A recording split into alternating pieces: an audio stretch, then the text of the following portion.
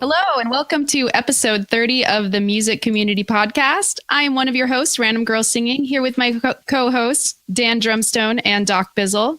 And Hi. Today we have a very special guest. She is a 21-year-old musician, singer, songwriter, and streamer named Megan Lenius. We are so excited to have you on. Welcome, Megan. I love that I literally just went through I don't really tell people my age. You said you don't tell them your birthday. Exposed. Here, you want me to recut that intro? Oh, God. I can do it. It's expose. It's fine. It's fine. Hello, everybody. Welcome. Well, I was only mentioning it because you are actually very, very young, but very, very accomplished, and have been doing music for a long time. So to me, it seems really relevant. But I am sorry if I outed you. It's impressive. It's fine. It is very impressive. Thank you. For what you've done at your age. You know, I know many kids who are 25 and still have no idea about anything, and they act like they're 14. So yes, I guess you can act like you're 14, but you're very accomplished. Depends on the day. Yeah. Sometimes I act like I'm 14. That's the wonderful thing, is that I got multiple personalities, right? Some days I'm a 14-year-old child, and some days I'm a professional musician. We'll find out. Yeah, and businesswoman too. Mm-hmm. Yes. And the great thing about Twitch, you can just do both. All of the things. I have many hats, many hats. Yeah. So, okay. I started watching you. You were still in California when I first saw your stream. You were just packing up, and I was like, wait, I just found her and she's going away. What is happening? I think I saw you the day I think you streamed the day right before you flew out. It was happening. No, we drove back. Oh, so it was, yeah. Yeah. Yeah. Cause I was like, oh, okay. Well, I hope I can find her again. But let's start with you in music. You're obviously very talented. You sing, you play guitar, you do all kinds of stuff. You write your own originals, and I've seen you play in bands and all kinds of stuff. But where did this all start for you? So it was. There isn't a moment of when I realized this is when I wanted to be a musician. When I say that I've been singing my whole life, it's really my entire life. Yeah. To where I can't remember a moment where I didn't want to be a successful musician or where I didn't want to pursue music. I have memories of walking around in preschool or kindergarten, making up songs in my head, thinking that it was a music video and things like that. It's my entire life that I've been doing that. Both of my parents are not musically inclined, but they love music. Yeah. They're both, I grew up around consistently listening to music all the time. And it was, my dad is 71 and my mom is 58, I think. She might get mad at me for saying that, but I grew up with a very different, those two different decades of music. And because of that, it was growing up with that and growing up seeing musicians and listening to them. And it was always just I wanted to do this. That's just always kind of how it was. Yeah. What type of training have you had? I know you've done vocal training. I know that your parents have been incredibly supportive for probably a long time of your music, and really done a lot to support your dreams and make those opportunities possible for you. Can you tell us a little bit more about that? Yeah, of course. So my parents are the most supportive parents in the entire world. I'm so unbelievably grateful for them. And they've really, I remember having friends that were musicians that never had, a parent that was supportive of what they wanted to do and was yeah, if this is what you love, go for it. What do you want, me to help you with? Just as if they would help, their kid go to college or, pursue being a doctor or something like that. My parents have been just as supportive of that. And I'm so grateful for it. The first traditional lessons that I took was when I was 5 or 6 and I started playing guitar. And we had lessons at the school that I took. So that was the first traditional form of lessons that I had. And then I started doing, shortly after that, I started taking vocal lessons that weren't necessarily voice lessons. It was more of just like, here's sheet music. The person that I took them with is a phenomenal piano player. He does a lot in Minnesota for like the state fairs, and he works at a lot of the big theaters and stuff like that. And so it was just kind of a sit down, we're going to sing this song, and I'm going to kind of show you like how to sing with another musician. And that was the first kind of traditional form of or any sort of lessons that I took for voice lessons. After that, I worked with him for a few years, and then when I got into middle school, it was either like right at the end of elementary school, right into middle school, I started taking like actual voice lessons at there's a place called McPhail School of Music in Minnesota. It's right across from the Guthrie, and I started taking lessons through them. And that's where I really started to actually learn about like vocal control and how to, actually do, things with that. And that was also when I started to have like my voice started to change. So it also, actually did something. And then after that, it must have been I think it was my freshman year of high school. It was my freshman year of high school. I started working with a producer who it was a really, really weird way that we kind of got in contact. I went into high school, and it was the first group that I was in like the very first class that I had. And this other guy that was in the group with me was a musician, and we started talking, and I think he liked me. I think he had a crush on me, which is why he kind of like put me in contact with this guy. And he messaged me on Facebook, and he's like, "Hey, I thought your original song that you posted was really good. I have a producer. Would you want to work with him?" And I was like, "Yes, I would love to work. Yes, okay, sure. Who is this?" And so here we go, and we ended up meeting this guy, and here he's he had worked with Paul McCartney and Aretha Franklin, and he toured with Boyz II Men for a really long time. Nice. And the more that I worked with him, the more that he would just like casually name drop people. Yeah. Like the first time that he said that he worked with Paul McCartney, it was just like we were in like a session kind of thing, and he was like, "Yeah, no, one time I was working with Paul McCartney, and like it was the only time that I was even kind of nervous, but even then it was cool. He was a really nice dude." And I was like, "Wait, hold on, you can't just casually name drop Paul McCartney. Like you're not allowed to do that. This is a story you have to tell me." But it was, and he was where I started to actually delve into how complex the music industry is and what it takes to be a successful musician. And that's where I really started to learn about the industry and about recording and producing and songwriting. And he was the person that really pushed me to understand what makes a good song, and that lyrics aren't just words that they put into a song, and that they mean something, and how to, to pick those apart and how to do things. And that was kind of how, that was the first moment that I really started to learn about it and become very, very serious about it. Yeah. Up until then, that it was all, talent shows and writing and playing, and, always saying, yes, I'm going to be a successful musician one day, but didn't necessarily know how to get there. Yeah. And so when I worked with him, that was kind of the first jump into, doing it as an actual career. And then after that, I worked with him throughout high school.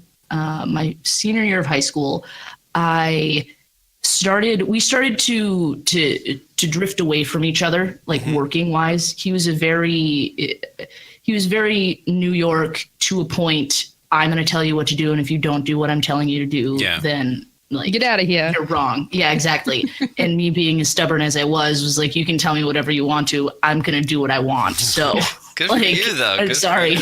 And so we started to kind of move away from each other. It was really cool with him. I mean, I recorded my first EP with him. And it was under my original stage name, which was Megan Elizabeth. It's a great listen. If you want to listen to angsty 12, 13-year-old me, it's my first CD ever is on Spotify. I don't want to clean my room, Mom. It's some of the songs on it. There's a song where like a verse of it is about a guy that came home from like cheating on his girlfriend.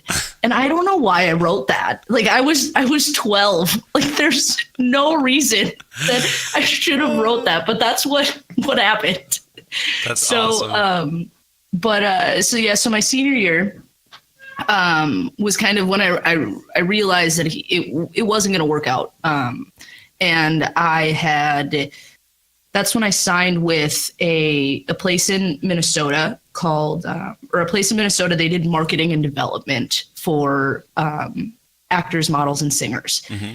And so I had done musical theater and I had done things like that. And at this point it was like, okay, what do I do now? Like, I'm not working with his producer anymore. He was kind of my in. Well, I guess I'll go to this place, see if I get in. I'll kind of do the acting thing on top of it, make myself more marketable. In the long run, maybe I'll work from that angle.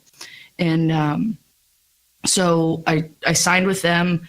I started doing things with acting. I realized that their music program wasn't really a music program and that I knew more than the people that actually did anything with music that were there.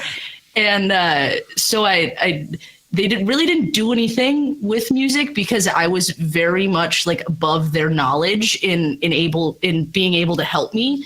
And so I focused more on acting. And that was where I signed with the agency for acting that I signed with. And I'd later on, after that, first time I started working with them, I signed with my entertainment company for music through them. And that's who I released my EP through. And then what happened was after I had gone, they put me on a team that they take out to LA and they audition at this big convention and you get to audition for, agents, models or agents, managers, producers, the whole thing. And that's how I had signed with my entertainment company. And then when I got back, they put together another group that they were going to take out. And the owner had contacted me and was like, hey, do you want to come in and do like a couple-hour workshop with these kids and see if you can help them with their stage presence and, just help like polish what their performance is.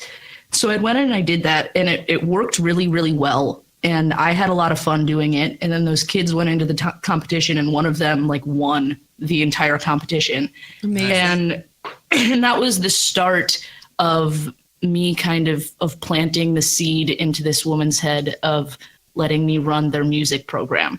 And so in the next couple months, I had convinced her, or also had proven to her that I could have done it. But she came back after they had won and was like, would you be interested in coming back and doing these workshops? And I was like, yes, why don't we start a music program? Like, you don't have a music class or anything. Like, I can do that for you.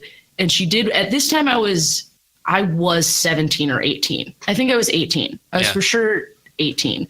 And it was one of those like, okay, here's this 18-year-old kid telling me that she wants to run a music program. Yeah, sure. Put together a curriculum together, a 10-week class, and then we'll talk about it. Yeah. So I put together the 10-week class that night and sent it to her the next day. And It was like a full outline of what was going to happen. And she was like, okay, cool. Looks like we're going to have a music class. That's awesome, though. So I started teaching that class, and then we opened a production company through that. So then we got to I got to play director, and we did a lot of music where we did music videos and stuff like that. And I got to play, producer, same thing where we produced, songs for people. And it was kind of like it became like a one-stop, place for somebody that wanted to develop these certain things that they had to possibly be signed with an agent or a manager or, a producer and stuff like that. Yeah. And then FJ just said in chat, like, it's inspiring. And I want to say something. It really is. Like, there's a lot of people, especially as teenagers, like you said, they want to, they say, I want to be a professional musician. And a lot of people just wait for it to come to them and they wait for it to happen. And it doesn't. Like you have to get up off your butt and like do so much stuff. It's not even funny. So like that drive that you had at that age is inspiring. That's a huge thing. Like, you know, so many kids at that age are just like, I don't want to do that. That's no. Or they don't have definitely support to do it. That's true. That's true. That's very true. Yes, I did. I think there was a lot of circumstance that I was kind of put into that really helped blossom, I guess, the determination that you need to be a successful musician. Yeah. And, you know, it was really hard in high school and in middle school being the kid that's like, that never wavered away from like, yes, I'm going to be a successful musician one day. Like you don't, like it's going to happen. And you know, I had teachers tell me that it wasn't going to happen, and you know, peers. I had friends all the time that were like, Megan, you're crazy. That's never good. That's not happening. Yeah. And you know, it definitely does. It takes a lot, and it takes a lot of support from, you know, people that genuinely do care about you to help push through those, you know, consistent, you're just strangers saying that it's not going to happen. I've got a question. You've mentioned the term successful musician like numerous times so far. What is your definition of being a successful musician? Will you share that with us? So my overall goal is I want to win a Grammy. That's in my head of like when I have reached like the places when I'm giving my thank you speech at the Grammys. That's when I'm like, okay, I've kind of done it. And I know that at that point, it's definitely still not going to be a okay, I've done it. It's going to be, okay, what can I win next? Like, where's my Tony? I'm going to be in musicals now. But it's for me more, if you were to talk to 7-year-old me, I would say I want to be Britney Spears because Britney Spears was my role model. What? Nice. No way. Britney Spears, I have the very first time that I ever performed in front of anybody. It was a Britney Spears karaoke contest at the Best Buy that opened up like 15 minutes away from me. What did you sing? I couldn't, or I might have been like 4 or 5 even. All I know is I couldn't read the teleprompter with the lyrics on it, so I had memorized the entire song. And I went up there and I sang it, and then the guy like stopped me in the middle, and I just kept going. I just kept singing the song. I was like, I don't care. I'm singing the entire song. You can do whatever you want.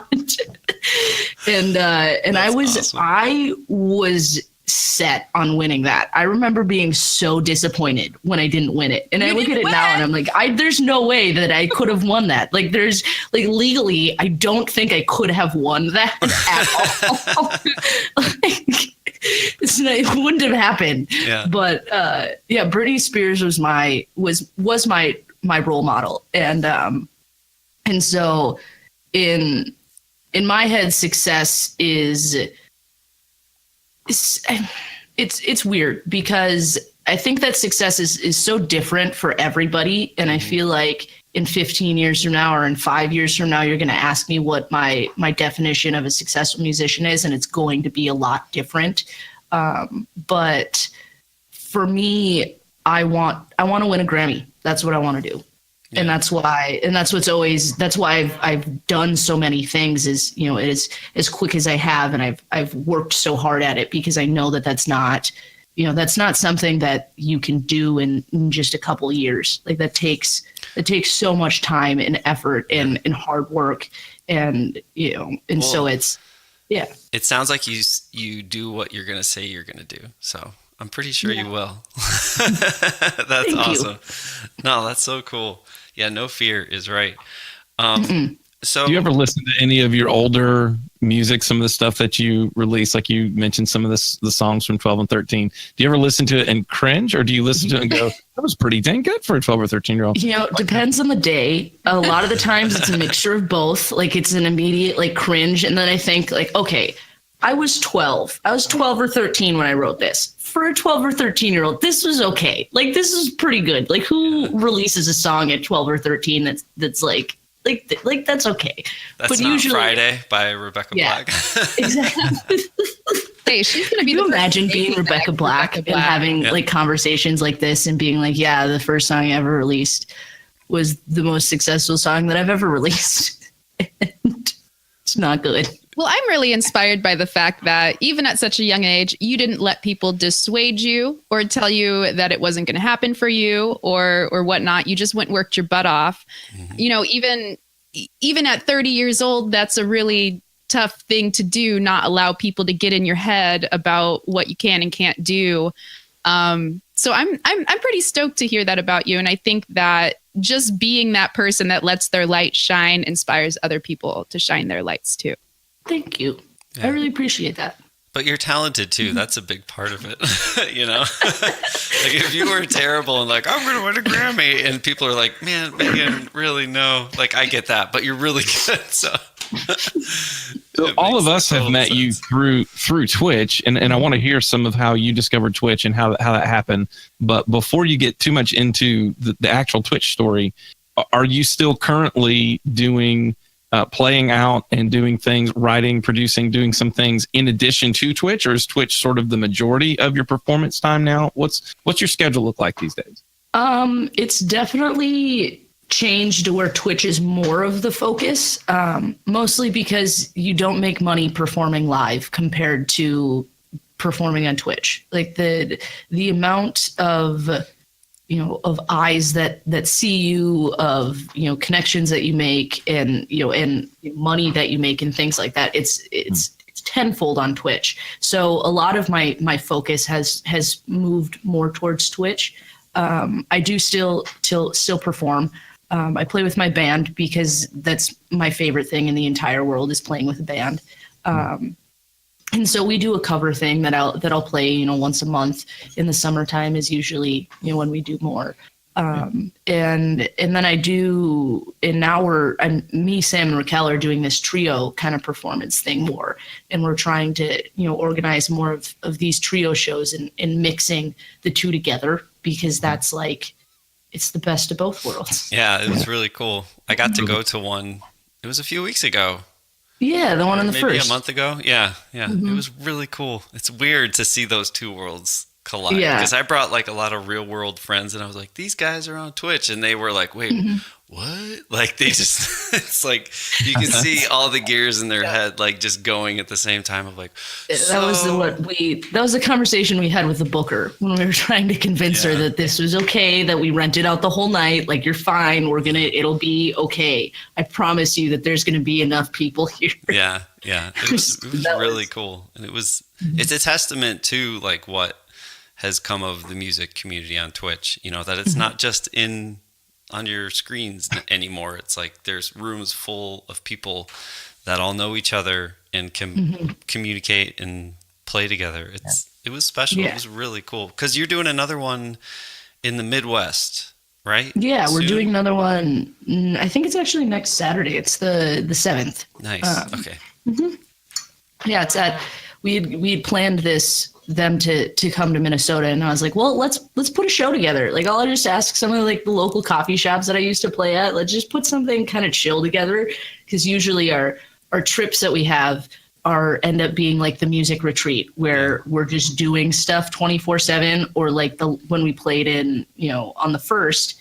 It was the same thing, where it wasn't actually like a vacation at all. It was more work than we got to actually just not do anything. Well, that day you were featured on Twitch Weekly that day. Yes. And that was really cool. You guys streamed and then you had to go set up, and that was a busy day for you. It was insane. It was like, I found out I was going to be on Twitch Weekly when my plane landed. Like, Moss had sent me a DM that was like, yo, I loved your video. We're going to feature you on Friday. I was like, oh, the same day I have my show. Yeah. Great. Thanks, Moss. That's how it goes, right? With everyone I know that's had Twitch Weekly, like it's like they just go, oh yeah, by the way. It's like literally like 3 a.m. the night before. Can you send me a video? Yeah. Yeah. Yeah, I know talking that's how about Twitch. I was fortunate enough that he sent me the form to make my video like a few weeks prior to that. Yeah. Like he had tweeted something about it. So I said something back and he's like, here's the requirements, make a video and submit it and we'll fit you in as soon as I have an opening. Nice. And so it just happened to have fallen on the same day as the show. Was perfect. And that was, and it was really cool because we were trying to see if we could get Twitch to tweet about the show or to talk about it at some point to get that extra push. So when that happened, I was like, hey, Moss, you know that show that I'm playing that same day? You talk about that maybe? It was neat because there was a lot of like Twitch, not just music community people. There was a lot of like Twitch gamers in there that night. It was neat. I met a lot of like new people. It was like a little mini con. I don't know. It was a little mini meetup. It was really, really cool. Yeah. For those of you who are curious and might be interested in also being featured, you don't have to be a partner. Twitch Weekly airs every Friday, and under Twitch's submittable link, they do have a way for you to submit a video to request to be the creative spotlight. So it's not just musicians, it's anybody who is in the creative section of Twitch, and it's open to everybody to reach out and try to be. Yeah, there's creative spotlight, and there's one that's just a general submission as well. Well, there's partner spotlight, but there's also one that's just like discovery spotlight or something where it literally is just like, hi, I'm this person. This is what I do. Like there's no boundaries on it. You can be even brand new if you want. I don't know if they, what their criteria is for picking it, but they're just looking for videos for people that they can introduce on Twitch Weekly. So they're really opening that up a lot. It's pretty cool. It is really cool that they do that. You did YouTube before you did Twitch, right? Didn't you know some Twitch streamers from YouTube before you segued to Twitch, or how did you find out about this weird place? So I've been friends with Chase Eagleson from the internet for years. That guy. I started talking to him in high school, and we had just randomly started following each other on Instagram or something like that. And it was like, oh, we're at the same kind of place in music. You're a musician too. We're both talented. This is really cool. Let's, be friends. And we started talking, and this goes into Doc's question of how I discovered Twitch. So what it was is I moved to California, and I was living with a family friend in Long Beach, and she worked in construction. So she woke up really, really early and went to bed really early. So I basically had this entire 2-bedroom, 2-bath apartment in, a nicer area of Long Beach all to myself.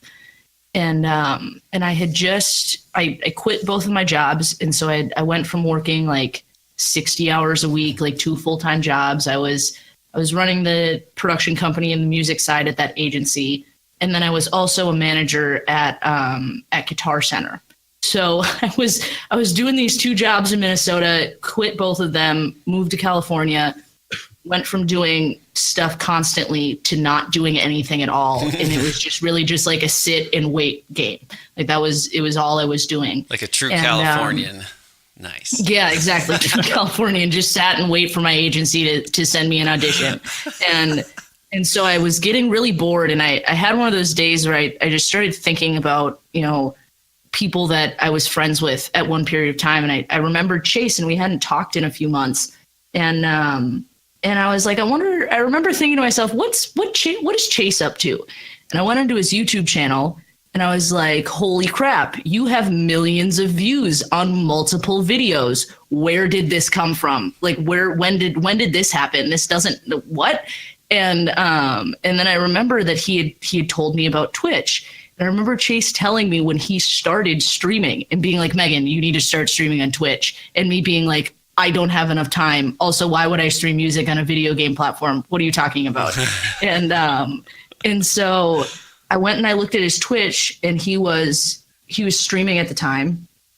He was playing for, a few hundred people and had a couple $100 in his tip jar. And I remember thinking to myself, I'm doing something wrong. How do I do this? What is this Twitch thing? How do I figure this out? I need to stream. Yeah. And within that week, I had my first stream. I sat down, and I remember picking Chase's brain and being like, how do alerts work? What are those for? How does that happen? Awesome. what is this whole thing? And I just spent the entire week just figuring out how Twitch worked and what, streams were and how everything happened. And that was kind of the start of it. And then I bought my loop station like the next day. I had applied for my first like credit card, and I got a Guitar Center credit card because I was too poor to actually like buy it. It was horrible financial advice. Don't do that. But we've all been there. We've all been there with that Guitar Center credit card. Like, this is amazing. I can get all this stuff. And because I still had friends at Guitar Center, so I got a discount on everything. I got the friends and family discount. So they were super excited that I was calling them to buy stuff. And so I bought my loop station, and then it was just like I fell in love with it. I fell in love with the community, and I had gone in expecting it to be like YouTube, or like every other thing that I've ever been a part of. I had been on every social media platform you could even imagine. Like I remember doing YouTube Live when YouTube Live first came out and being like, this is cool. I get to do live shows. And then like YouTube musicians started doing stage it shows, and I did that for a while. And, I did all of these different things, but nothing ever stuck. And the communities were always so like toxic. Yeah. And I didn't like it. And then I started streaming on Twitch, and it was just complete night and day. And I fell in love with it, and I fell in love with the people, and I loved the interaction. And then it grew really fast, and I started making friends with people. And I was like, this is so cool. I'm just going to start doing this all the time. And then that was how the stream streak grew. Yeah. That's how that started. It's been, we got to talk about that. It's been about a year and a half, right? You started streaming early 2017, right? I started February of 2017. Yeah. I remember catching one of your first streams, one or two streams. You brand spanking new, little girl sitting in the floor with a beanie on and just like rocking out on your guitar. And I was like, dang, this little girl can sing, And of course, everybody else in chat was like, holy smokes, you're like really good. And it was late one night for me because you were Pacific time on the East Coast. But anyway, I remember catching that and being like, man, if she keeps it up. And sure enough, you did. I remember when you started the streak too, what you were just talking about. It was like, oh my gosh, she's going to kill herself. It was 100, right? You wanted to do 100 days.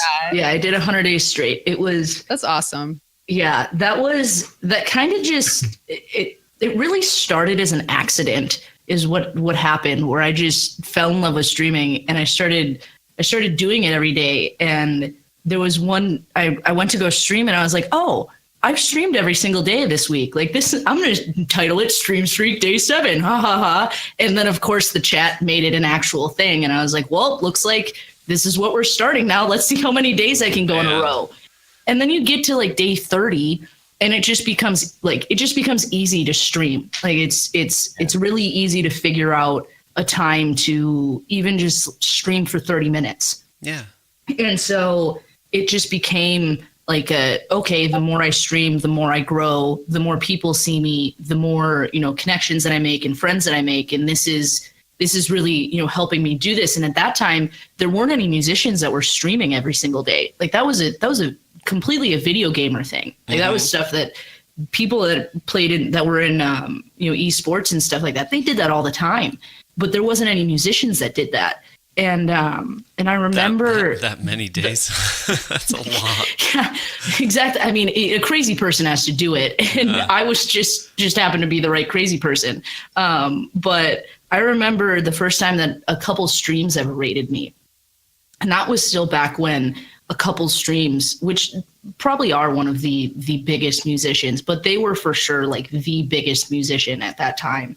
And I remember they rated me. And going back and looking at like, oh, what did they say about me before they rated me?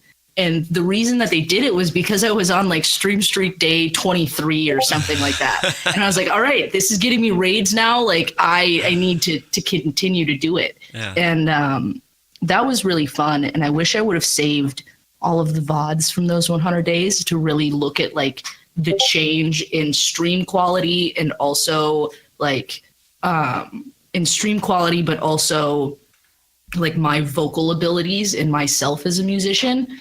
But it was really exciting because I streamed when I drove back from California. So there were some in there that it was just mobile streams of us in the middle of the mountains. And I had like 2 bars like on my phone, like just enough LTE to do a little mobile stream and be like, Mom, we need to drive really slow so I can get a 15-minute stream in here.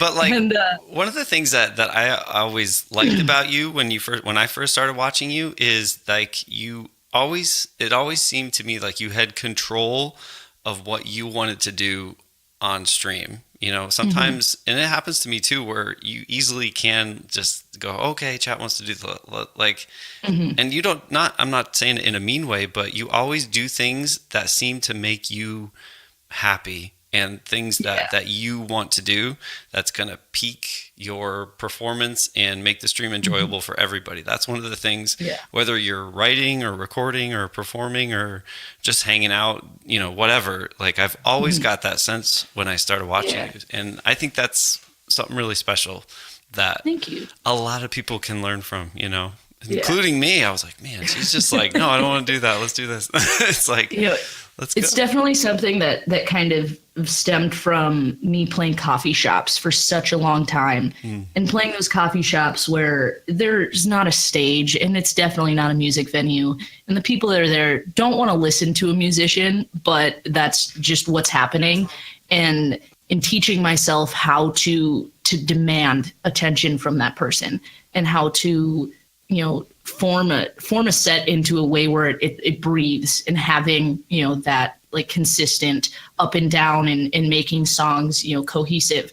And when I started streaming, I think it was more of just like an unintentional thing of where somebody would request, you know, 3 songs. And I was like, oh, this one fits the best within what I'm playing right now. So I'll play those other ones later. Maybe, who knows, but I'm going to do this one right now. Yeah. And it turned it into having like an actual, you know, concert kind of feel instead of it, you know, being I'm sitting down and I'm playing song requests, because I think that sometimes that turns into now like you're my puppet, play what I want you to, instead of I'm a musician and I'm really happy that you're here, but I'm not your puppet because I'm a human being. Please like me. You know what I mean? Like, Folks requesting songs are all requesting individually, and they're not programmers or producers in the sense of knowing that it's weird to go from Somewhere Over the Rainbow to a hip hop song back to, you know, over to this sappy spiritual song.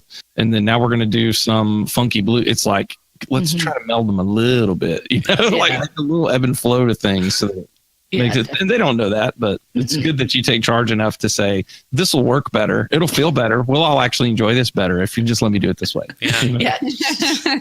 Yeah. I don't really give them a choice. I just kind of do it. And then if somebody complains, then I'll be like, you know what? You're just going to like this. Calm down. It's fine. You're fine. It's fine. My song. We need like a my song emote. I think we need like an official Twitch, like my song emote. My song. Yeah. At some point, it's like if you really, really, really just want to hear that song, and that's the, like, you're dead set, you've got to hear that song right now, go to YouTube. You get it just like that. If you want to hear me at my best, just stick around. Megan, what is your approach to learning new stuff on the fly, and where do you draw the line when it comes to that? I hate live learns.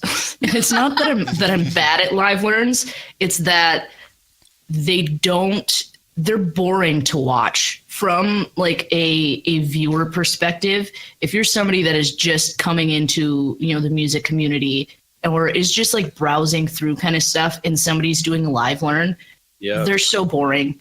And for me, I used to do live learns all the time. Like anytime somebody donated a good amount of money and they were like, oh, would you play this song? I was like, oh yeah, of course. I'll totally play that song. And every time I did it, it was just immediately my viewers would just drop, just completely drop. And I was like, that's not like, I don't want to play this song. I don't care what this song is. I appreciate you as a viewer, but you have to realize that this is my job. And if I play this song, I'm going to lose potential people that are going to, you know, continue to support me as a musician. So usually what I do is if it's somebody that's really kind of been around for a really long time, or has very like generously, supported the stream or something, along those lines. If I'm in a good mood, then I'll do their live learn if it seems right into what I'm doing. Or if it's a song that I've heard enough, like if it's a song that's played on the radio a good amount of times, or if it's something that, like I think Want You Back was a live learn, and I was like, oh, I've heard that song a million times. Yeah, sure, I'll play that. Like I can just like listen to that maybe once through, or just like look at the chords and it's fine. Like I can figure that one out. But usually I'm pretty much like, I don't do live learns. You can check my song list. If you want to like say it in chat and I've maybe heard it before, then I'll play it for you, and you won't have to give me any money. Like I'll just play it for you. Yeah. But it's not like I just hate live learns. I hate them so much. Can you learn Slayer songs? Yeah, it's like that kind of stuff. Like I don't want to spend my entire stream trying to learn a song that I'm never going to play again. But how do you moderate it? And what do you say now when somebody drops $50 and says, I want to hear Pantera? They usually don't. It's a good question, Steph. I don't usually get people that are just like, here's money, play this song. And if they do, I'm usually like, yo, I'm really sorry. I don't really do live learns. I'll put it in the queue, and maybe if the stream is in, that kind of vibe, like if there's a really low energy, I'm kind of tired, nothing's really happening, and I'm like, let's learn something new, then I'll do a live learn.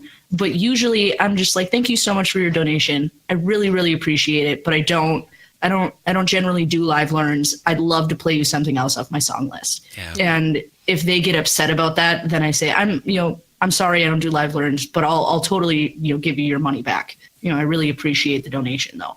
I had that happen the other day. A guy donated, and it wasn't huge. It was like $10 or something, but he put in the donation message, he's like, please look this song up on YouTube and learn it, and play it. And, the same kind of thing. I said, man, I'm so sorry. I don't do links. I don't pull up YouTube stuff while I'm playing. You can look at my song list. I'd be glad to refund your donation though. If that's really what you wanted, I'd be glad. And he did. He sent me a whisper. He said, yeah, I didn't realize you don't do links. If you don't mind refunding. I was like, sure. There's no skin, no skin off my back. It's fine.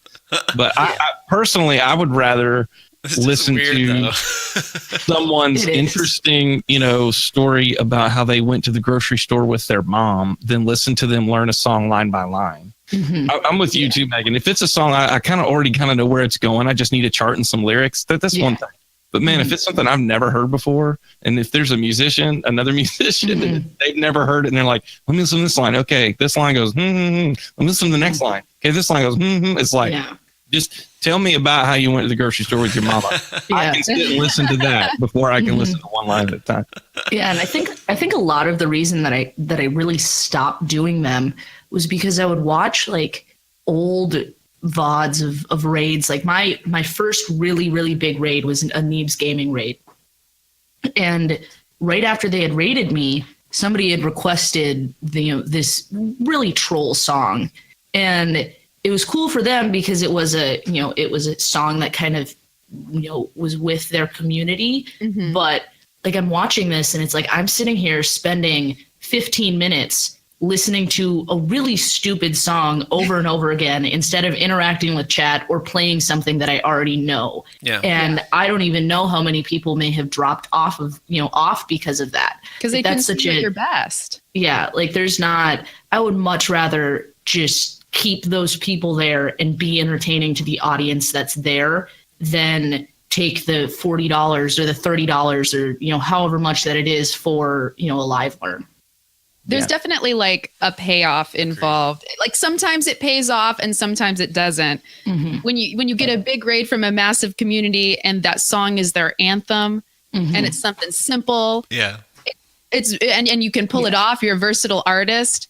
It's well worth it, I think, to be like, okay, I'll do Easy Street or whatever. Yeah. You know what I mean? Mm-hmm. And that can really win over some people and they can be invested in it. On the other hand, people click away really fast.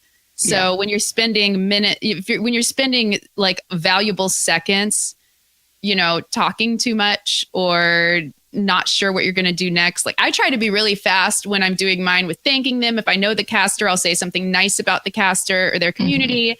And then I'll be like, here, I'm going to play you something original that I wrote, or I'll play something that I know is like something good that I do, something that's going to show like the best side of me. But it is always like dependent on the situation. Well, like how Steph, you're really good at that too. All of you guys are. Doc too. You know, we are kind of like a front man. I've never considered myself a front man at all. Megan, you got it. Like you go up on stage and you're just like, all right, you are my people now. Exactly. Yeah. And I'm up there. You're my bitch. Yeah. Sorry. Like I controlling, you know, stuff with drumming. I feel like I got that. But one of the things becoming a broadcaster, like you do have to, you can't let that crowd or that group of people just, you know, put on the puppet strings and make you dance around. Like you do have to step up and take charge. No matter how big of a streamer you are, even if it's just like a couple people in your chat or like a couple hundred, it's like that you can easily lose control and then get to a place where you're just not having fun, or you just are like, when can I be done with this? You know? So I think, Steph, you do that really well too. I don't know. I get irritated if I try to do stuff that I'm not feeling, you know, it'll definitely impact my mood. If my viewership drops, you know, and I'm actually looking at it that day, I'll get pretty bummed about it. And, you know, in the end, I'll be like, why did I do this country song I have no interest in, you know, and spend all this time on this? It's not worth $10. It's not worth $50. Yeah. You know what I mean? It's not worth it personally. Totally. Yeah. In my opinion, it's not worth any amount of money or any number. This is me. This is Doc's values, right? This is who I am. It's not worth any number of new viewers, followers, or money to do anything that's not naturally just who I am. Yeah. Exactly. Am I willing to not take myself too seriously and enjoy and be like, oh, let me listen to that for a minute? Of course, like we all got to be like humans, you know, it's not that you got to be a robot about who you are.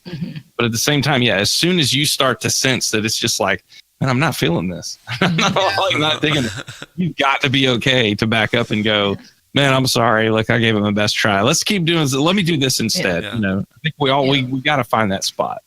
I think it like at the end of the day, I know for me it was, I kind of took like a brief hiatus from streaming. And a lot of that was just because I was very overworked, like very, very overworked. When was this? It was right after, When it was kind of recently, wasn't it? It was more of, I just stopped streaming 5 days a week. And it was, okay, I'm going to stream when I want to. And a lot of the times that was maybe once a week, once every 2 weeks. And part of that was because I just wasn't, I was overworked. I was exhausted. I was, and I just wasn't feeling it. And I one of my biggest pet peeves is watching a streamer and realizing that they don't want to be there. That the reason that they're streaming right now is because it's their job and they're forced to do that. Yeah. And it's just as a streamer, you are the entertainment. And if you don't want to be there, the viewers are going to feel that. They know that. And that's the easiest way to make people leave. And watching people that are just like, I'm here because I have to be. I don't actually want to be. It makes me so upset. And it's just like, I hurt for that person. And so for me, a lot of it was like, if I don't want to be here, if I'm not feeling it, I'd rather just call off the stream than force myself to do so. Yeah. And the same thing goes with, you know, with live learns or playing songs, is that like the people that are watching you, they want to watch you enjoy yourself. Like that's like, they want to feel connected to you, and they want to feel that. They don't want to feel you be irritated or, you know, upset at somebody, like, or something along those lines. Like they don't want to see that. Like that's no, like for so many people watching streamers, that's their like moment away from whatever else is going on in their life. Yep. And that was kind of the way that I've always looked at it, of like, I'm going to do this because I enjoy it, not because somebody is forcing me to, or because I'm forcing myself to. And And so that's always been kind of my like realm of why I do things or when I do them or however else. So yeah. Well, I know that I personally have always been so impressed by how often you sing and perform music, and how I often wonder, like, how does she not require that much charge up time again, you know, in order to be like for me personally, I need a little charge up in between, because if I'm not feeling the music or I'm not completely connected with it, I sound bad. And I don't, you know what I mean? And I know that it's not a good performance, and I happen to need just a lot of downtime in between. And I've often wondered, like, man, this girl can 100 days in a row and she's still having fun, you know, like, how does she do it? I just had to keep myself interested. That's all it was. Like, as soon as I got the looper, it was really easy to take a song that I didn't like and make it something that I liked. And that was kind of the challenge that I put against myself was, okay, I don't necessarily enjoy this song, but let's make a cover of it that I do enjoy. Like, let's just really screw around with it and, you know, and tear it apart. And that really helped, you know, keep my interest in a lot of that stuff. I have a lot of songs on my song list that I just don't like, but I know them because I play in a cover band. So I know like way too many songs, and a lot of them that I just do not like, I would not listen to on a daily basis. Yeah. But playing them and making them something that I would want to listen to is one of my favorite things to do. I love that so much. Like that moment of, I didn't know that this was this song, but that's this song, and this is so cool. Yeah. I have a question, and then, you know, because I don't want to run too far on time. Maybe we can open it. Is it okay, guys, to open it up to chat for questions? We do have some Twitch updates and Twitch news that we wanted to talk about first. Yes. So. Really quick, though, I had one more question for Megan. And then I got to go up and check on my kids, make sure they're not like making my mother hate me. Because I told her we'd be around this time. So because you had been doing music professionally for a long time before Twitch, how has Twitch, or I should say, do you think Twitch has kind of propelled you even better professionally in music? And how so? So not just like talent wise, like I said, I wish that I would have had like the first couple streams saved to see where I was vocally compared to where I am now, because it's completely day and night. Like I'll hit notes on my stream that I'm like, I've never hit that before. Yeah. I don't know how I did. It's probably because I've been singing for 4 hours a day for the last, like every single day for the last 3 months or however long that it is. But talent wise, yes, unbelievably, I have gotten so much better. It's really, I was the worst at forcing myself to practice, and streaming was a good way to trick myself into practicing. Yep. That was kind of always how I thought about streaming was, I'm going to sit down to practice anyways. Why wouldn't I stream it? Like, why wouldn't I do this and talk to people and make it so much more fun? And then also just on like a professional level, for me, as a musician before Twitch, I had, I knew I had good music. I knew I was, a good musician. I knew I was a good frontman. Like I knew I could play a show. And I knew I had everything to be a successful musician, or, I had like a good building blocks of it. But the thing that I was always lacking was a fan base. I couldn't find people that liked what I was doing and wanted to, to support me. And every platform that I went on to, I would gain, a couple thousand people maybe that wanted to, that followed me on, like, and a couple thousand subscribers on YouTube is nothing. Mm-hmm. But like I would gain really small followings, but nothing ever like snowballed. And so on Twitch, when I did that, and then it was immediate, like I grew. I don't understand how I grew so fast. Like it just happened, and it continued to grow, and it continued to keep getting bigger. And when that happened, it was finally someplace that it was like, okay, now I can go to a venue with good numbers. Like I can go somewhere and say, hey, I have, I play for a couple hundred people every single day. Like this is enough people to show you that I can play this venue, or this is enough, people that I can go to a company and I can say, hey, would you be interested in working with me? Yeah. And that's really what Twitch has done just an insane amount with for me as a musician. Yeah. That's awesome. I'm just going to run and check really quick if you guys want to talk about the Twitch stuff. I don't hear anything, and I know the movie's over, so I'm like, oh God. They probably have my mother like tied up to a chair. Good luck. So I'll be right back. Okay. So in case y'all didn't know, Twitch recently announced in a tweet that they are adding some new features, working on some new features to enhance discoverability. They have put out a Trello board with some different priority things. And one of the most exciting things that I've looked at on this is adding tags to let you describe your stream in more detail, which I think is going to be kind of a game changer for, I'm not sure how it's going to play out, but I think that it's been something that musicians have been asking about for a long time, and the gaming community has been asking about as well. A lot of people have been saying communities is just not enough. It doesn't enhance discoverability all that much. It doesn't allow you to really, imagine being able to tag if you're a producer, what type of production software you're using.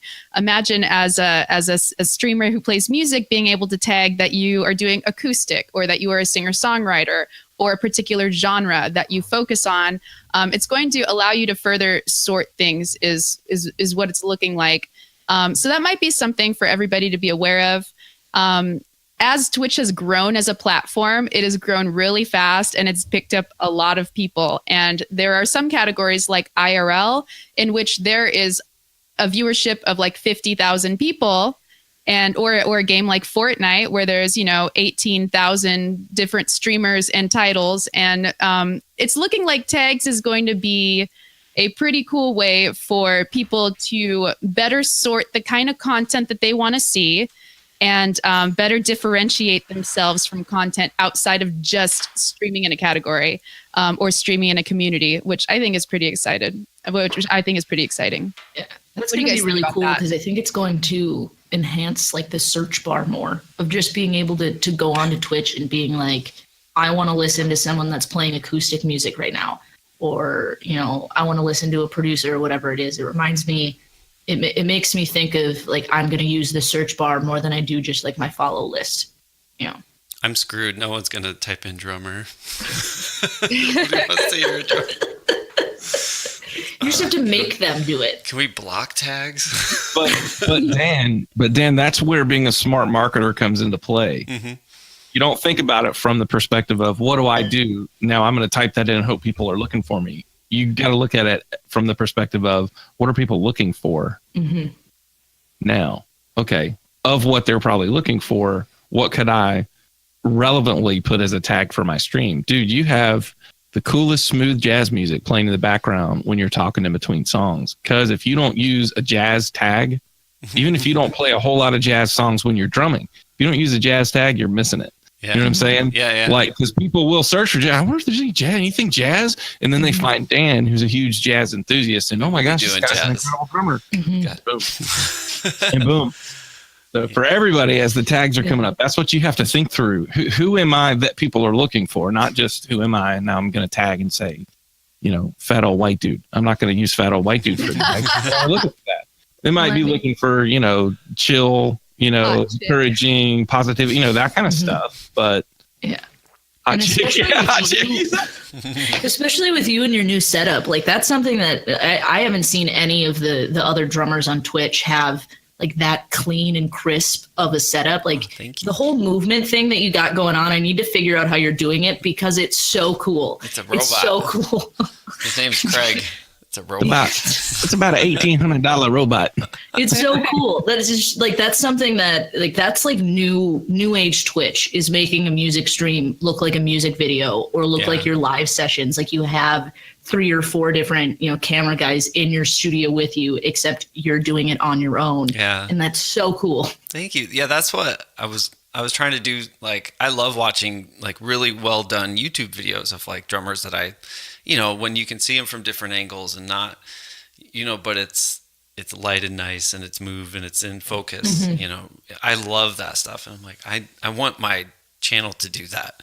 You know? I thought about just strapping a C920 to my lab and like letting him roam around the room, you know, get like the room view. I've thought about doing that because I don't know of anybody that has a dog cam that's like a movable dog cam. Attached Like to if the you dog figured itself. out how to set up like a Wi-Fi enabled webcam onto a dog, so then like in the bottom corner, it's what that dog is doing. I Like mean- throughout the house, I think that would be so interesting. Brilliant. Yeah. I was on YouTube the other day looking and seeing what the biggest live streams on YouTube were, and it was like eagles. Oh, the eagle nest. The camera for eagles. I mean, I Yeah. see it, man. Yeah. I've watched that before. And there's like a train station one too. Like people just watch people at train stations. There's like a whole subreddit for train people. It gets a little strange.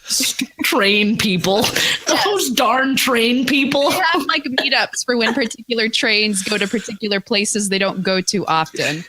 But that just goes. But imagine being on Twitch. Tag it. It's trains.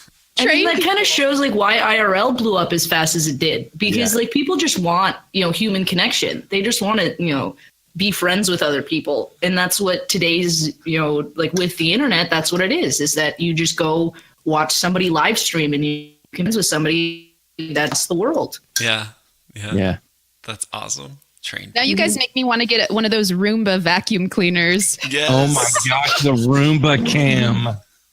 See, I think you should just Put it give one down of your, here. you should just give one of your kids a webcam and have it be kid cam and have it just be them exploring. People would throw up. I'm Like hungry. they move so fast. Like,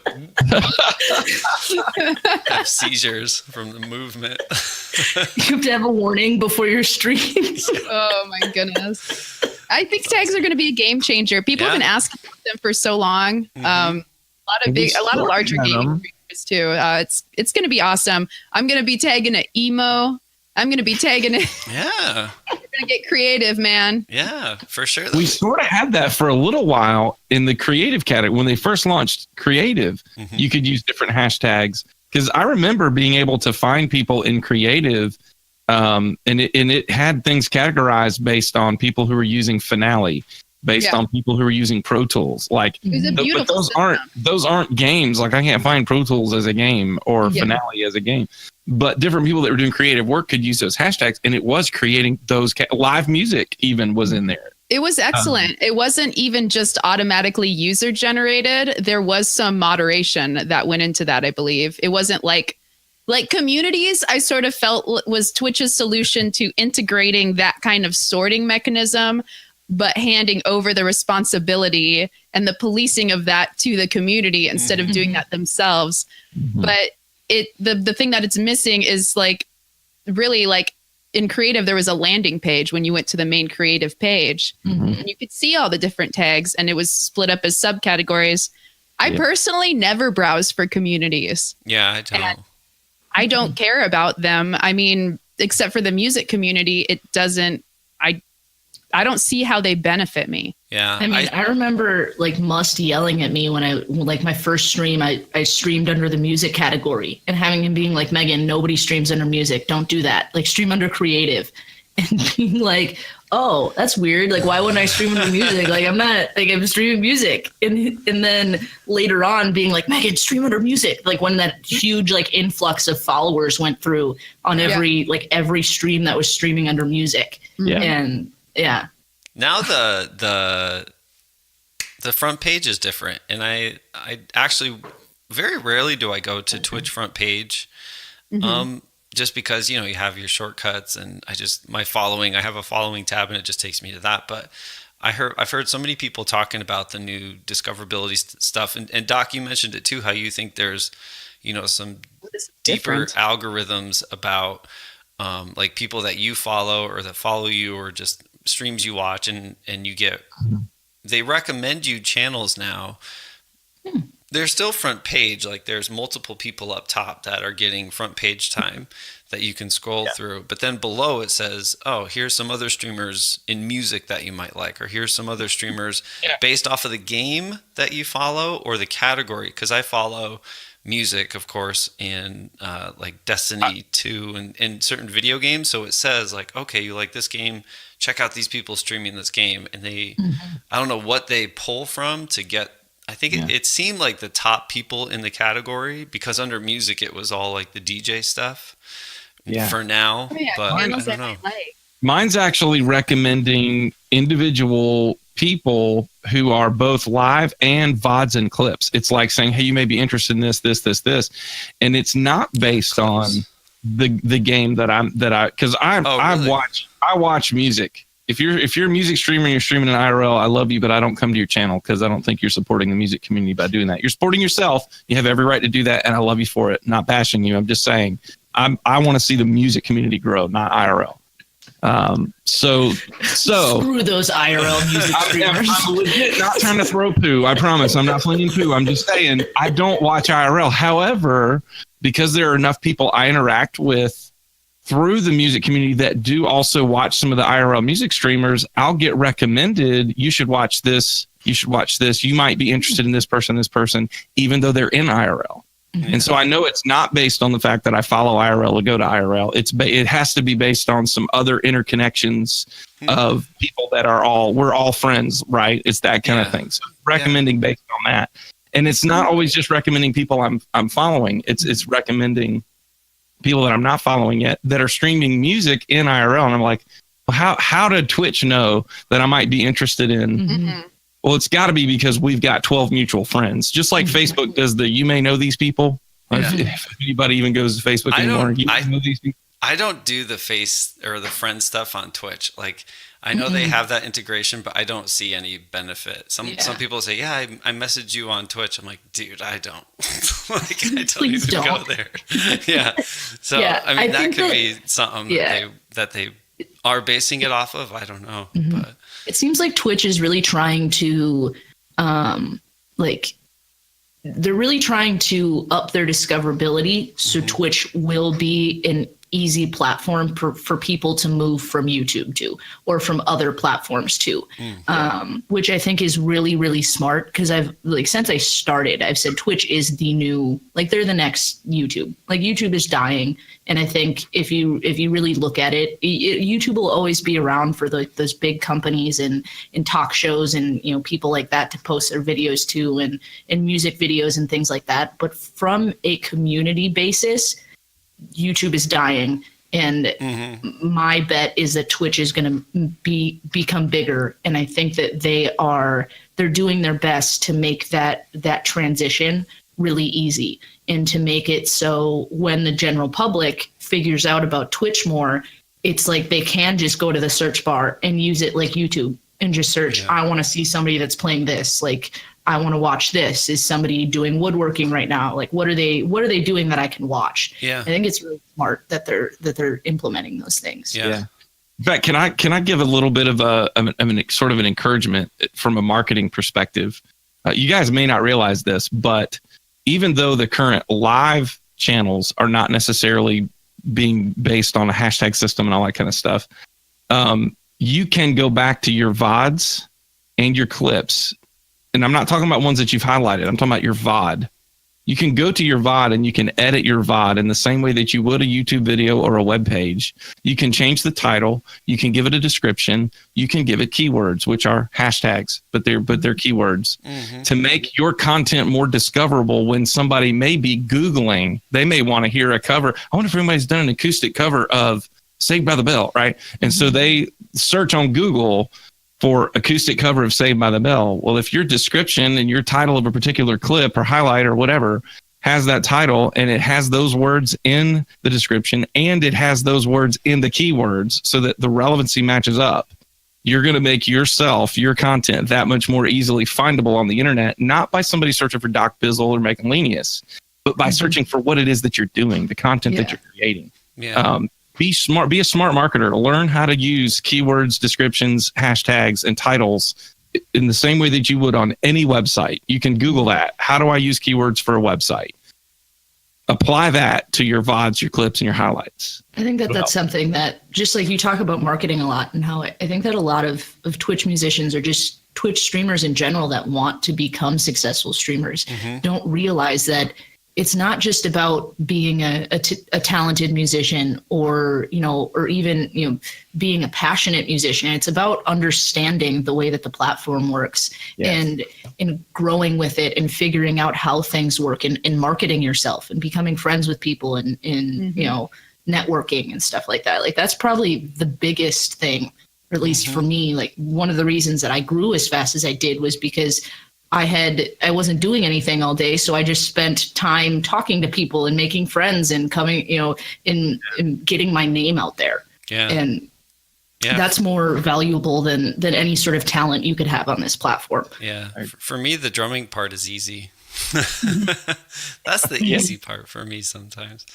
Everything else, you definitely have to, if you want to do it correctly, like Doc said, it is a lot of work. It's not just that time you stream is your moment of discoverability. There's huge potential for off stream discoverability too, even on all other social networks, Yeah. But I'm excited to see what happens when that rolls out, because I really did like the tag stuff when it was here about a year ago, wasn't it?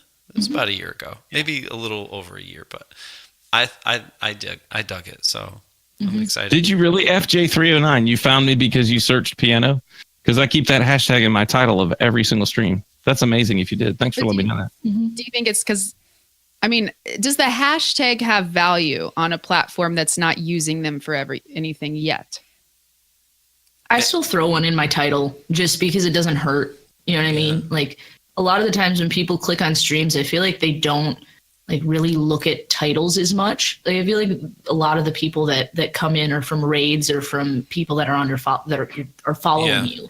So, it doesn't hurt to put in, a couple hashtags in your title, or, to do something along those lines just for the discoverability on the back end.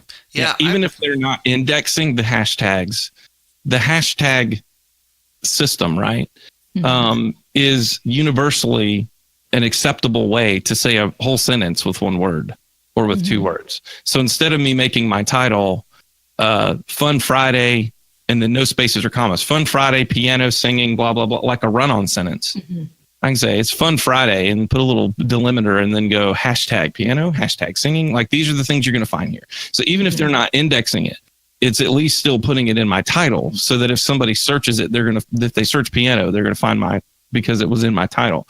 So to me, it's almost just an acceptable way of saying piano, and without having to say, by the way, I play piano. You know what I mean? Yeah. Yeah. I don't, honestly, I look at like the pictures, I guess, like when I check my following, I'm like, oh, this, like, it's just weird. I don't search as much on Twitch. If someone suggests someone to me, I'll totally go do it, but I don't browse usually people that I'm not following, because if I am going to watch, I usually just go to my following and I'm like, who's on? Boop, there we go. That's what I do. And it's really quick. I don't look at titles and stuff, but I do get, if you are that viewer that is looking for new stuff or just curious about what's on here, that's when it needs to work. That's when, if someone does type in, guitar, that you're there, especially when you're on. Like, so if that works, that'd be awesome. Well, and I think we have to realize there's different levels of viewers. Brand new viewers that have just come on Twitch, just discovered Twitch, right? Yes. What else do they know to do? Just like Google, they're going to probably search for something. They may not even know how to do the browse thing. They may not even know what a raid is. Yeah. Right. Until like when they first come to the platform, there's that level of discoverability with brand new people. And then you got people who are just getting warmed up into it and they're like, oh man, this is really cool. I'm going from stream to stream. And for that person, raids, somebody said it in chat, raids is the best way to be discovered. Well, it is for somebody who's been around long enough to even know what's happening when a raid happens. I've still got people that are brand new to my channel that after we go host somebody, they're still trying to type to them in my chat because they don't even know what's going on. They think they're following that person because they saw them. Do you who are Twitch veterans? Megan's right. People don't, or Dan's right. People don't read titles. And I learned this because I uploaded a video and uploaded it to run as a premiere. It was a VOD that I had deleted, but because there was a OBS glitched out and I had several minutes of me derping afterwards at the end. I was embarrassed. I could have just highlighted Steph, it. your derping is probably like the coolest thing in the world. No, it's just like, and like whatever I'm listening to at the time, me browsing the internet, I'm like, okay, we're just gonna I panicked, I deleted it, and I was like, okay, I should have just highlighted it and then deleted the VOD if I was that embarrassed, but I just deleted it. Like, okay, well, I'll edit it and re-upload it. So that's what I did, and I was like, I can run as a premiere. So if you don't know what a premiere is, that means that it is a pre-uploaded video, but it'll run as if it's live. And those are best for like if you're going to upload something like a clips or a vlog or something, and you want to be in the chat interacting with your viewers. It's a great way it creates like an event, and it's a great way to hype stuff up. For me, I'm like, oh, I'll just run it. It'll be sort of like a rerun, but not. And like, I am not joking when I say that the title was all caps, not live. Yeah. June 27th broadcast, and in parentheses, rerun. Okay.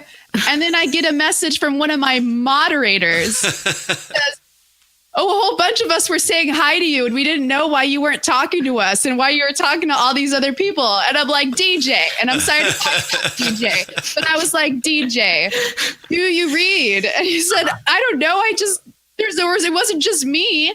And I'm looking back at the already premiere or whatever, and I see all these people, ! Song request, throwing stuff in there. And it was just not gonna lie. People don't really read titles. Yeah. I definitely clicked on that, and I definitely thought it was just you streaming, and I got really excited because I was like, "Oh, Steph is streaming at night. She never streams at night. I'm so excited to hang out." And then like I was in there for 5 minutes before I was like, "Oh, there's a weird purple bar on the top of this. Oh, the title says not live. Dang it, she's not live." I'm so sorry. I probably disappointed a lot of people or gave them a lot of humility. See, I've never done like a rerun. How does that work? Do you just like go to an old episode and hit like rerun now? Or? In your dashboard. In your dashboard, you can you can tell it to do it. Is that in your video manager? When that came out, I was like, oh, Twitch really is trying to make the ease of like transition between YouTube and Twitch. Like that's really what they're trying to do with it. And it was really smart. It's like, I've always said that you take somebody like, like Casey Neistat, who each of his videos are just like mini movies. And you put that, like he does a vodcast of that and then like does a small stream afterwards where he gets to answer questions for like 15 minutes. Like that's like the easiest way to connect with your audience and to grow. And that would be so cool to have just like Q&As all the time of these people that play their YouTube videos or upload their videos, and then they get to talk to you and answer questions. Like that's so cool. Yeah. Well, to do premieres and reruns, you go in your dashboard, and above the chat panel, there's one that says video broadcast. You can schedule a premiere, or you can click on reruns, and then from there you add a video that you want to add to the rerun thing, and then click start. Nice. So it actually happens from the dashboard. Sorry. No, that's cool. Like, I don't know. Yeah. A lot of stuff in my videos get muted. So I'm like, I'm not going to rerun just me being like, that'd be the weirdest It was thing. Actually muting mine in real time. Really? There was a portion where I don't know if it was intentional or something glitched out, or maybe the recording was glitched out. Weird. But there was a couple people commented like, oh, it's muted. Oh, for your premiere? Yeah, when I uploaded the premiere. So there might be some sort of, detection processing stuff that happens. Interesting. When you're uploading those videos, which is, as always, Twitch's way of trying to protect us. Yeah. We are the people liable for if we get a copyright strike or something. It's not on them, it's on us. Yeah, this happened last Friday. We didn't really talk about it. That the whole I feel like Chicken Little said like the sky is falling, and everyone was like, oh, for like 2 days, and everyone see no one remembers what happened anymore. But 16 streamers ended up getting DMCA takedown notices, and they got I think 24-hour bans. Yeah, but it was I didn't even realize that happened until somebody scared me to death in my stream and was like, Megan, you're going to get a copyright strike. Don't get banned. And I was like, what are you talking about? Like, how am I going to get a copyright strike? What are you talking? Like, no. And they were like, somebody just got like 24-hour bans for playing some song or whatever. And I was like, huh, that's interesting. Well, if that happens, then it happens, whatever. Yes. See, that was my thing. Like, I was supposed to stream for the first time on last Saturday in a while, and I came on and, everyone brings it up, and I'm like, I am not going to like sit in the corner and be like, like this isn't a new thing. It's been going on forever. No one knows what to do. There's no quick fix, So, it's always been illegal, and it's always been against terms of service to use copyrighted music, and people have always done it anyway. So, but there are a lot of resources, for music that is, you can play. People sometimes just want the credit for it, or they've already negotiated licenses. You could pay a small fee and access this kind of stuff. I know, if long term I'm doing this, and if I want to do it correctly, I need to change what I'm doing. Oh yeah. We all do in theory, but it's like right now, do we wait until there's like these steps to do it? And I don't know. I don't think that it's as big of a deal as everyone's making it out to be, because no one, like, how when we had that episode about this, like, no one knows what to do except say you can't do that. It's like, well, okay, what should I, it's this weird thing, but everyone, I don't know. I feel like a lot of that is just, Twitch puts that in their terms of service because they need to cover themselves as a business.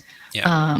But in the long run, as long as we are making them money, they're going to have some sort of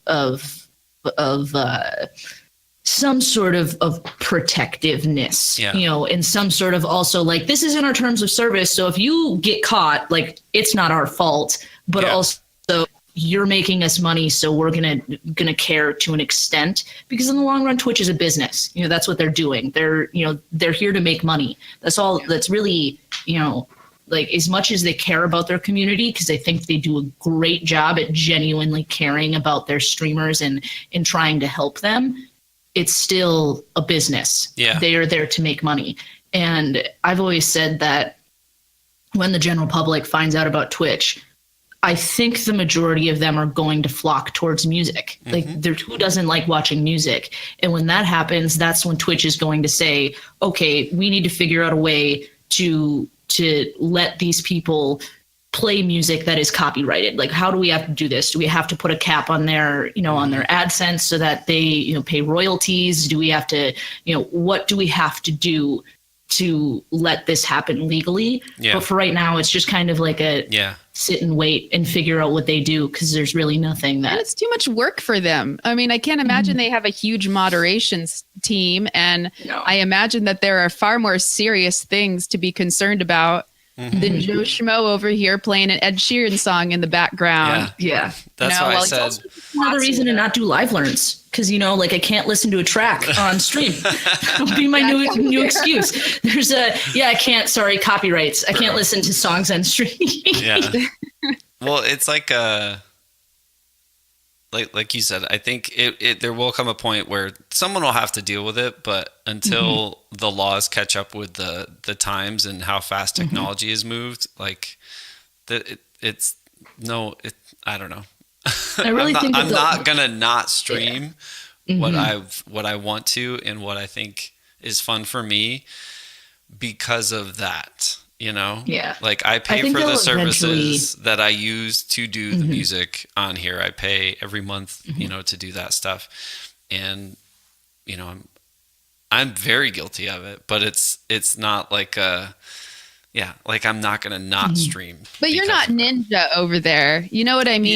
Yeah. If one of us were to get that kind of exposure, we would probably be opened up a lot more. Totally. It's very low when you're on this platform doing, when you're just like playing for 50 people or it's going to happen though. It's going to happen where someone in this community will, totally get the attention they deserve, and it's going to be like a, like, oh, hey, they're playing sometimes this or that, and then I think eventually Twitch is going to implement something that's similar to how YouTube is with copyrighted songs. Oh, my dog's here. Puppers.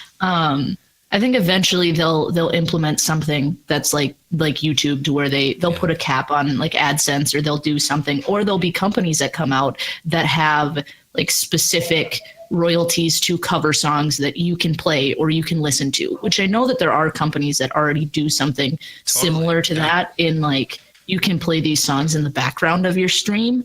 But I think that a company will come out that is catered towards Twitch music streamers for, here is a list of songs that we own royalties to. If you pay us this fee, we will, you now own those licenses, or you pay for those licensing so you can play these songs, which I think will eventually come out. That'd be a good business opportunity, is to go around and buy up licenses for that purpose. Somebody in here, there are some folks in the chat that are saying like, yeah, but you're giving exposure to those artists. You're promoting those artists. You're giving those artists new fans, people who might have never heard of Ed Sheeran. And then you play an Ed Sheeran song. Well, gee, this is a really nice guy and he's a good writer. That's fantastic. That's great and everything. But exposure alone doesn't pay the bills. Copyright is the law. And that's just the way the cookie crumbles right now, and a lot of these artists, like Ed Sheeran, he doesn't own it. It's some like board of directors sitting in a room going, hey, how come we're not making money off of this? Yeah. And I mean, a lot of that stuff, they like copyrights and things like that came around because musicians weren't getting paid. Like it was their label that owned the song, and the label was getting all the money, and these musicians weren't getting anything.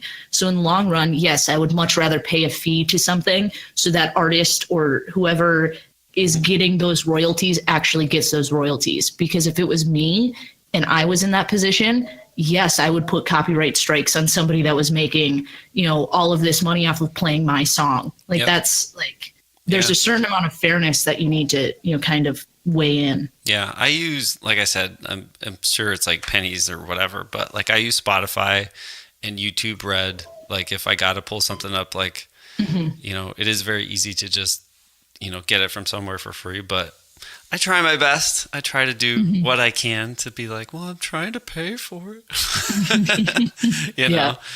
But I do like that idea though. Like if AdSense, could be something, or a percentage could be taken out. I'm sure there's all kinds of different ways, but I just thought it was interesting to talk about.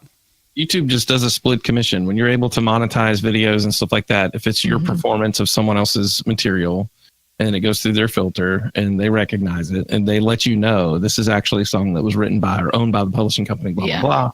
If this is your performance of that material, then you can click here to share monetization. And so you're still able to monetize a little bit, but you don't get the full royalty. Yes, exactly. To me, that makes sense. That makes total sense. I'm all for, hey, the people that have written the songs that are some of my viewers' favorite songs for me to play and sing, man, whatever I'm making off of ads or whatever, is coming in from that, I'd be glad to share some of the copyright part of that.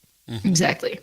And I think that that'll eventually be integrated as soon as Twitch has to, Yeah.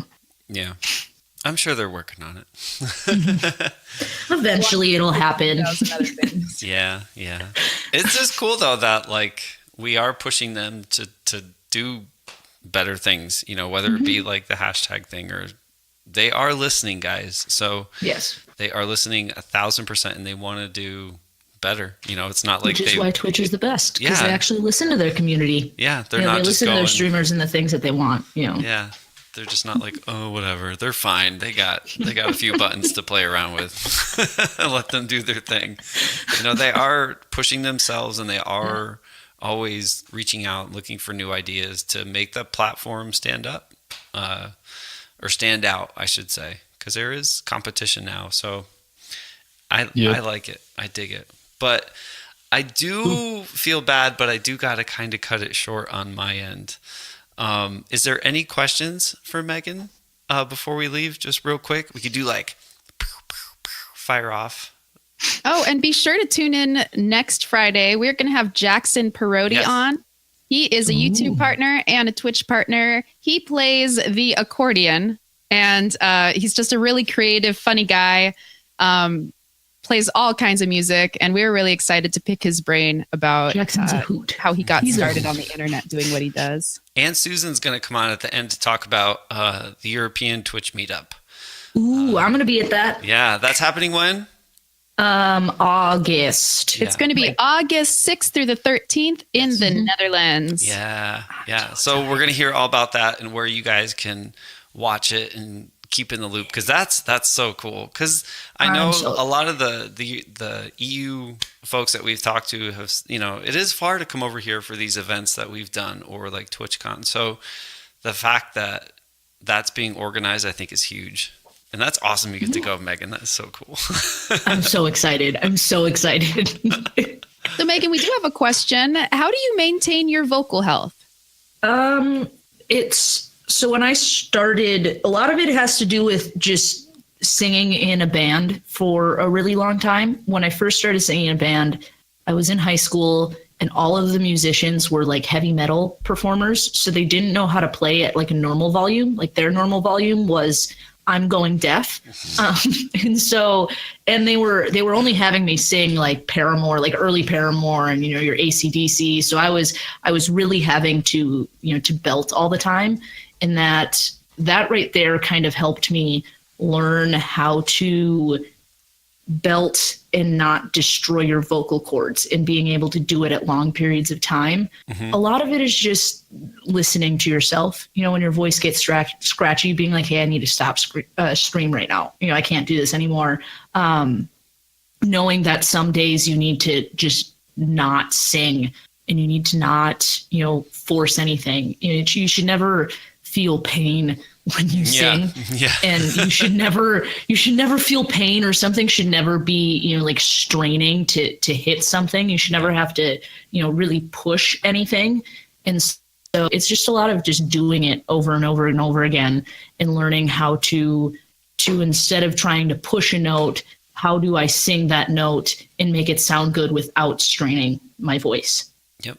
Mm-hmm. Just a lot of training, a lot of learning. Yep. Singing smart. Just do it. Don't let your dreams be dreams. Someone asked does everyone start in a metal band?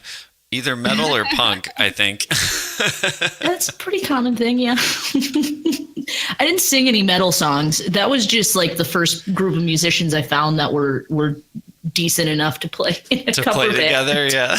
Yeah. I was like, oh, cool. You guys are good enough. You can do it. I got my start in a Latino boy band. I'm secretly famous. What? I'm kidding. A Latino boy. You were so... My afternoon was going to be so shot trying to find that footage on YouTube. It's like 6 hours in. Where is he? That's awesome. You don't have to. A lot of the you said you force yourself to stream when you're tired for consistency. One of the things I learned when I was doing the 100-day stream streak is telling your community, like, I'm streaming today because I want to, but like I need to vocal rest. So we're just going to hang out. Like I'm going to play a video game or make emotes or, work on my channel stuff. Like a lot of the times your community just wants to interact with you, and they'll be plenty happy if you're like, hey, I can't sing today. I need to rest my voice, but I'm still going to stream. Like that's a pretty easy thing to do. Yeah. And view that as a quality investment. Mm-hmm. Just about everything we do as streamers, we tend to come at it from the quantity investment. What can I do to get more people here, keep more people here? And of course, that's part of the equation. You don't grow without having some concept of quantity. Like you have to, but you do also have to invest in quality. And sometimes that means you may not have near as many viewers show up for that particular stream and hang out, because the quantity comes for your best foot forward, the song that they love to hear you sing or whatever. But investing in the quality aspect of your relationships, the talk time, the connection time with your core group that is there, they're going to be that much more connected to you, and you'll be that much more connected to them. And as the quality increases, your quantity will increase with quality. You'll end up attracting more quality, and you'll have other people that want to be a part of the community you've got going on, not just the talent thing. So view those times without discouragement of, oh no, I don't have as many followers watching me sit here and play poker online. I only had 15 people instead of 50, you know what? That's okay. The 15 people that hung out with you for that couple of hours, they love you. Exactly. Love them back. It's easy to get bodies in your channel. It's not as easy to build a community. And community is what creates longevity on Twitch. You know, having those people that'll for sure always be in your chat no matter what. And that's just a matter of consistently, you know, talking in your Discord and hanging out with people and, you know, having those streams where you're just sitting down and talking. That's how you build connection with those people. Yeah. Yep. That's awesome. Well, Megan, where can people find you on the interwebs if they don't know, for our audio listeners and some people in chat that might not know? So you can find me at twitch.tv/MeganLenius. It's my name. And I'm on all of the social media platforms. It's all under my name. So Twitter is probably what I use most often, Twitter and Instagram. But I also have Snapchat. I have Facebook. Never on Facebook anymore, ever. I should be, but I'm not. Do you have MySpace? I'm on all of the stuff. I'm on things that I didn't even realize that I'm on anymore. I still have a MySpace page. I think I still do too, probably. I haven't been probably could find my old MySpace page. Oh my God, please, if somebody digs that up, send it to me. I would love to see my MySpace page from 6th grade. That was 6th grade.